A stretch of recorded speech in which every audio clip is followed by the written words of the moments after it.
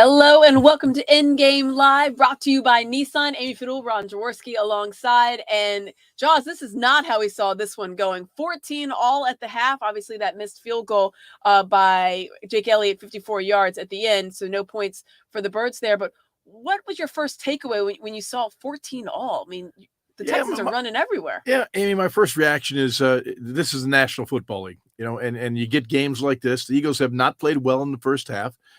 Defensive line and linebackers did not play well. The Texans are averaging 6.5 yards per rush. I know Jordan Davis isn't there, but inexcusable to allow that yards per carry. That is disappointing to me.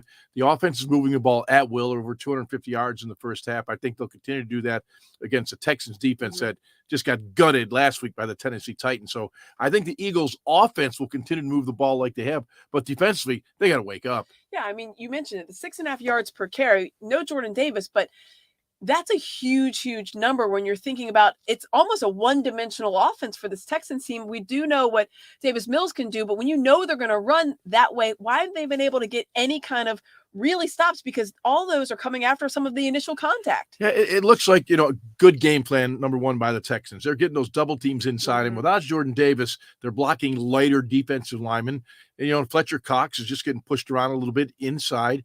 And the fact that Davis Mills can run kind of balances out the defense. They're running those inside, zone plays, but they have to worry about Davis Mills, breaking out the backside. So you can't get that pursuit. But I just think when at halftime, the defensive guys are not going to be happy. They're not going to be happy. They got to come out in the second half. Now the Eagles do get the ball to start the second half, but I'm not worried about the offense. I think the offense can move the ball up and down the field. Defensively, we have to make some stops. Let's talk about Davis Mills. Here's a guy you said on the pregame show, listen, this guy is not as terrible as you might think he is. He has a good arm. He can run. We're seeing that.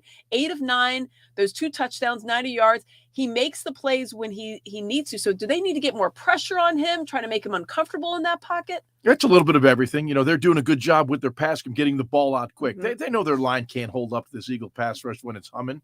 And so you're seeing these bubble screens, those quick screens to the outside. And I talked to David Culley a few weeks ago about Davis Mills, and is that his name? Davis Mills. I keep getting that. It sounds like because it's 2 last names. 2 last names. It's Davis Mills, yeah. And he was saying, don't be surprised if this guy plays well. He's got a year under his belt last year, and you can see he does have ability to make some throws. He's not, Jalen Hurts running the football, but he does have enough mobility to make you defend him sideline to sideline. So right now they're playing to keep this game close, and to the Texans, praise. That's exactly what they got, 14-14 at the half.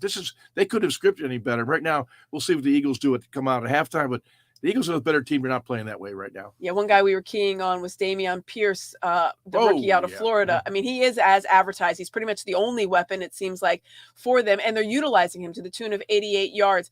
What can they do on that front? We already talked about, obviously, Jordan Davis being on the IR, so he's out for the next couple of games. We saw Fletcher Cox get banged up. Luckily, he got back in this one. Right. Is it just about presenting a little bit more? Is it about bringing a little bit of an extra help defender over there? No, I think it just comes down to gang tackling. Yeah. Pierce is a heck of a strong running back with speed and quickness. So he's a tough out. He's a tough guy to get down.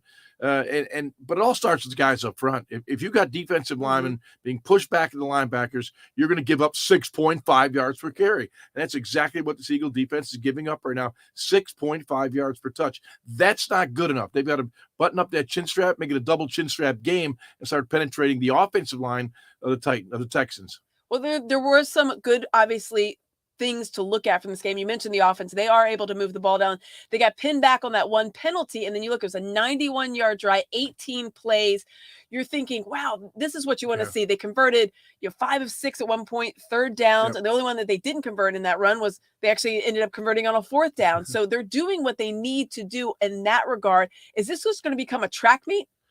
It could be. And you look at the Eagles in that first half, they had 247 yards in offense. That equates almost 500 yards of offense. But they did have a turnover. And the one thing that they've been very good at all season long is not turning the football over. But in fact, they've been by far the best in the league. And right now they're -1 in the first half. And, I love stats. And there's one stat I love. If you're +1 or better in the National Football League, you win 82.5% of the time. So, the Eagles are still, they're -1 right now, but they're in a tie game, but they can't turn the football over. And I think eventually the Texans will make some mistakes and the Eagles will capitalize. But Got to make sure they do it quick. Exactly. Let's talk a little bit about that. It's the first lost fumble for Jalen Hurts. It's the first lost fumble for anybody on the Birds. He had been so protective of the ball.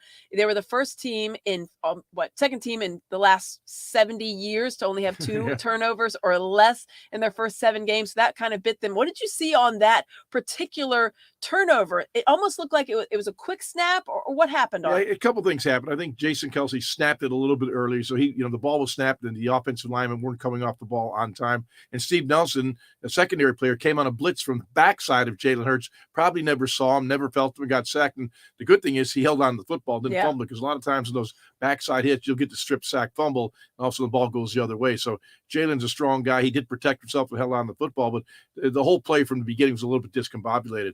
All right, so we're looking at the second half. We're going to see a little bit more defensive front, a little bit more gang tackling on this running back that we're seeing with Pierce, and hopefully the Birds can outrun them, because this has become a bit of a track meet. This has been In Game Live, brought to you by Nissan. For Ron Jaworski, I'm Amy Fadool. We will see you coming up after the game on NBC Sports Philadelphia with Eagles Post Game Live.